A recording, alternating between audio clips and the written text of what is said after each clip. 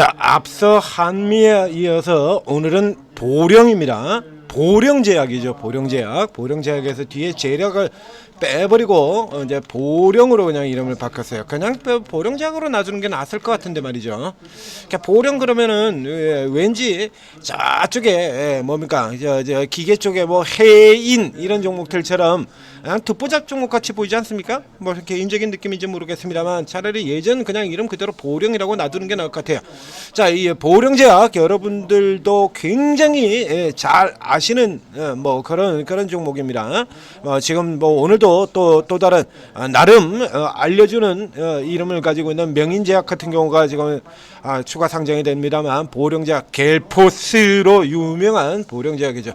자, 이게 지금 요 회사 같은 경우에 뭐 보령 같은 경우는 이제 보령 메디앙스 같은 걸 통해서 이제 뭐 아기 용품들이라든가 뭐 건기식이라든가 이런 쪽으로도 진출을 했었고요. 근데 이런 쪽으로 이제 그래서 돈을 벌 수 있는 쪽으로는 조금 진입을 했는데 치명적인 약점이 하나 있었죠.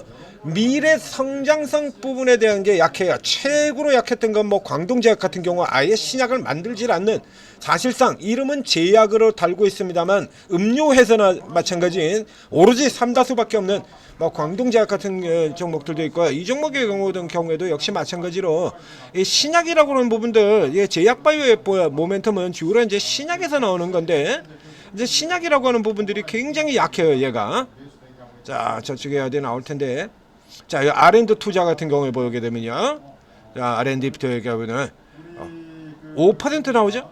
5%가 나옵니다. 그러면 이제 보령 그러면 이제 일단 우리가 알고 있는 네임들로는 뭐 녹십자라든가 뭐 이제 요런 쪽의 종목들하고 비슷한 네임들을 가지고 있는 종목인데 실제 등치 크기하고는 관계없이요. 자, 여기 보시죠. 녹십자는 10%대 두 자릿수고요. 그다음에 종근당 같은 경우, 자, 종근당 같은 경우도 살펴보면 사실은 뭐 이런 종목들보다는 대웅제약 쪽이 조금 더 보령은 이제 그 기존에는 우리한테 이제 귀에 박혀 있는 거로, 그렇죠. 대웅제약 16%가 굉장히 적죠. 보령 같은 경우에 지금 보신 것처럼 광동제약은 뭐 아예 퍼센트가 이게 뭐 제약이라고 말할 수준도 못 되는 거고요. 제약주들 중에서 가장 적습니다. 1%도 안 돼요. 한마디로 신약 쪽에 지금 전혀 투자를 안 한다는 얘기입니다. 그러니까 신약을 개발하는데 전혀 투자를 안 하는 사실상 물회사가 되는 거고요. 그러니까 보령도 이쪽 부분이 굉장히 좀 투자가 적었어요. 그래서 남들 다 받는 신약 모멘텀이 얘는 그렇게 많이 받지를 않습니다. 그래서 여기 같은 경우도 뒤늦게 이래가지고 소세포 폐암 뭐 이런 거 하고 앉아 있죠. 근데 지금 소세포 폐암 같은 경우에도 지금 얼마나 많냐 이거. 임상 중단, 자체 신약 개발 언제쯤 이러고 나오지 않습니까? 앞에도 지금 이번 1월 달에 나온 겁니다. 그것은 뒤에는 또 무슨 병력요법 효과 입증 이러고 자빠졌는데 지금 이래서 보신 것처럼 너무 늦어요. 자체 개발 신약이 부재한 제약사다. 이러다 보니까 지금 코스닥 쪽에서만 하더라도 뭐 여러분들이 귀에 익은 종목들 굉장히 많지 않습니까? 그 완전히 잊혀진 종목이 되어 있는 상황인데 이게 지금 오늘 갑자기 튀어올랐다 이겁니다. 이거 어저께 한미약품하고 굉장히 유사한 상황이 되겠는데요. 자, 어제 이제 쭉 치고 들어왔는데, 자, 이 보령제약이 왜 어떻게 올랐냐라고 하면, 자, 산오피의 항암제 탁소테를 보령이 가지고 이제 글로벌 사업권을 푸는데 이제 신약이 답이 안 나오니까요. 이제 다른 회사들이 만든 신약을 가져다가 판매를 하는 겁니다. 유통을 하는 거예요. 자, 이렇게 되면 블루엠텍 같은 회사도 이제 보면은 이제 여기저기 계속해서 조금씩 뺏기게 생겼죠. 그래서 유통 사업에 뛰어드는 제약사들이 이렇게 신약 라인에서 경쟁에서 뒤처졌던 회사들이 계속해서 이제 글로벌 제약사들과 손잡고 유통 쪽으로 나선다는 얘기죠. 혹은 직접 유통을 하겠다고 덤벼드는 케이스들도 나오게 되고요. 자, 이렇게 들어가지고 사업권을 품는다 그래서 이재료 가지고 올라 들어갔는데, 자, 여기 이 뉴스 같은 경우도 볼까요?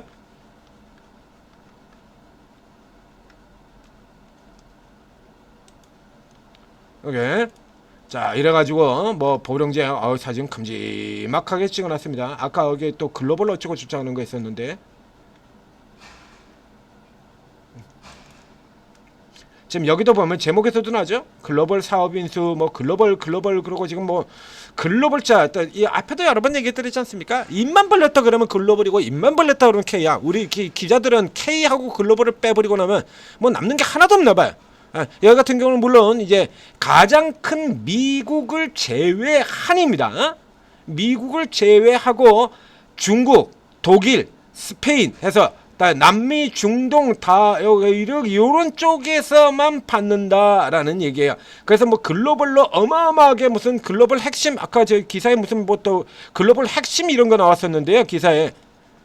자, 그래서 이렇게 탁월한 글로벌 핵심이라고 하는 게 전 세계에서 1154억이에요. 1154억.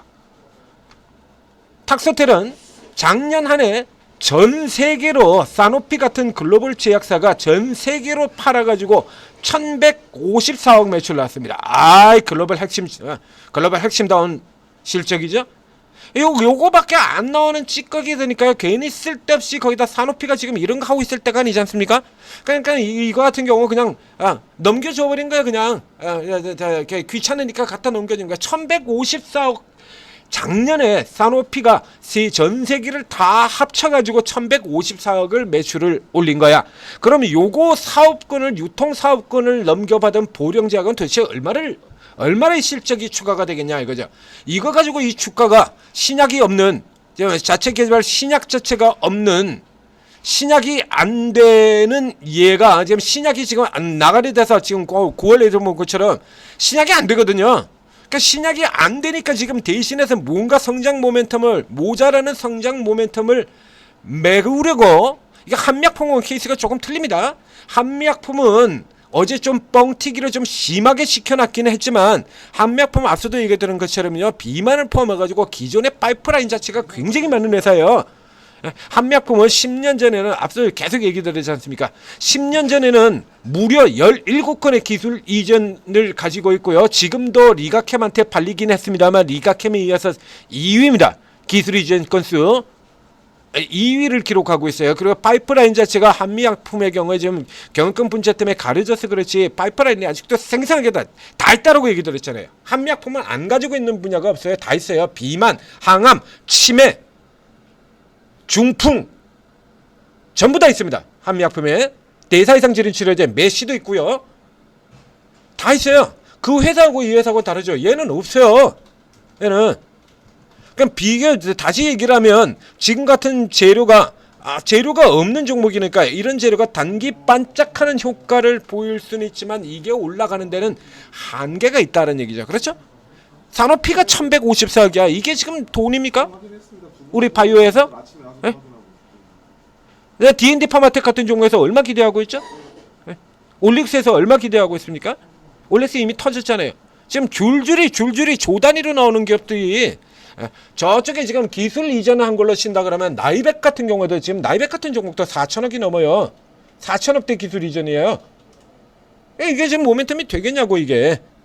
이게 일종의 착시에 가까운 겁니다. 단기 1154억에 또 저런 식으로 이제 이런 식으로 지금 뉴스를 뭐 완전히 무슨 어마어마하게 뭐 생긴 것처럼 어마어마하게 생기처럼 그렇지 않습니까? 그러니까 어제 같은 경우죠. 어제 한미약품 같은 경우로 했잖아요. 35억 들어오는데 한미약품이 무슨 개잡주냐고 코스닥 35억 들어오는 거 가지고 실적 우려 해소.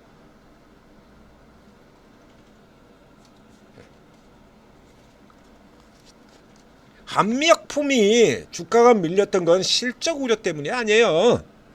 그래가지고서는 개설레발 쳐놓고 위에서 그냥 깔아 뭉개버렸지 않습니까?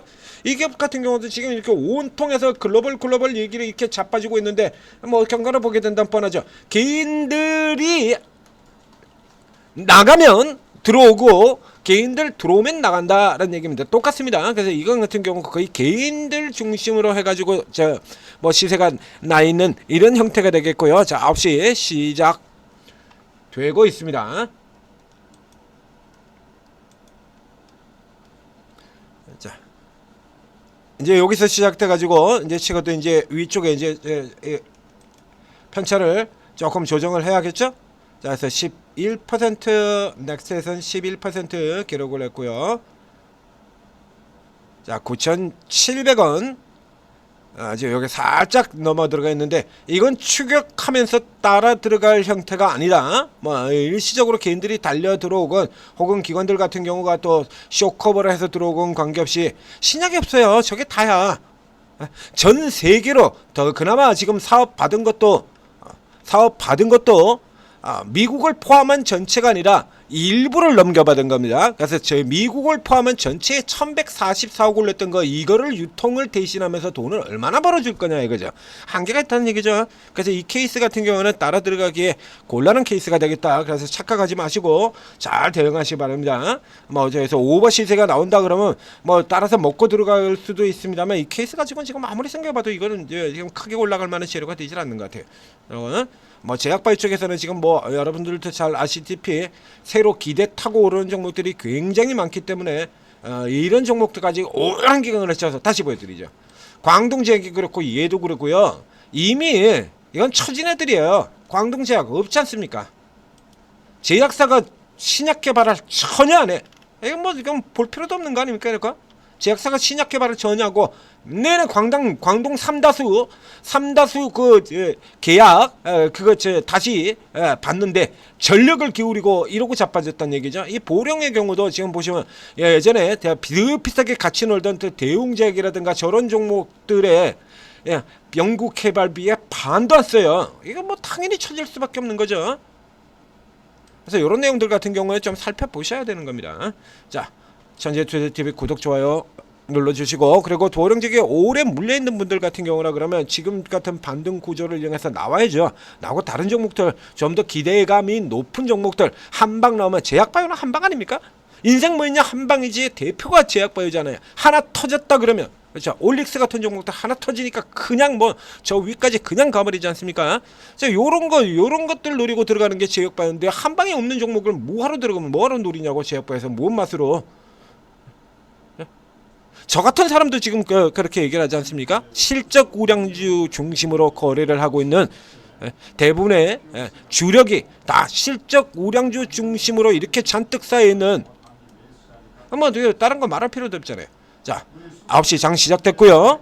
오르고에 들어오시면 24명의 전문가, 코인 2명 있고, 그리고 주식이 22명 있습니다. 자, 이 22명의 최고 전문가들이 적어도 10년 이상의 경력을 가지고 있는 이런 종목들이라든가, 뭐 앞쪽에서 나왔던 인텍플러스든가 그 전에 조선에서 날라들어갔던 삼형 엠텍이라든가, 이제 여러분들의 익숙하지 않은 종목, 저 반도체 TCK라든가 이런 종목들 같은 경우 여러분들은 근래 화제가 된 적이 없으니까 잘 모르겠습니다만 전문가들은 이거 다 알고 있거든요. 그래서 이런 종목들을 올라 나올 때 칼같이 올라타가지고 이익을 낼 수가 있고 다 잡아드릴 수가 있는 겁니다. 자, 오르고 적극적으로 활용을 하셔서 성공 투자하시기 바랍니다.